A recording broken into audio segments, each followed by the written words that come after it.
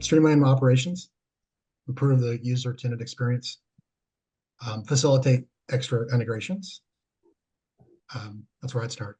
I think like just simplifying your life. I think it was Jack that said, you know, how much time are you spending doing X? And can we help you spend less time doing that so you can do more time building your business, spending time with your family, these sorts of things. I think, yeah, for me, it's what can we do to reduce the time that they spend doing manual work? Yeah, I think the only other thing I'd add, how do you ensure you're driving performance? So there's certainly, making sure that we're automating those processes, but the system itself should be smart enough that's helping you understand how to drive better performance out of the system as well. So automation, but then also operations improvement, right? So how do you know that, how can you drive more efficiency into the business itself?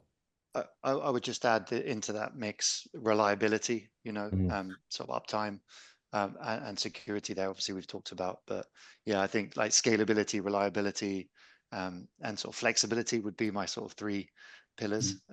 And yeah, and we haven't touched so much on customer support as well. I think it's really important to have a provider that you don't necessarily want to use customer support, but we do see that like it's a new system, and starting off with a new system can be scary, can be hard at times.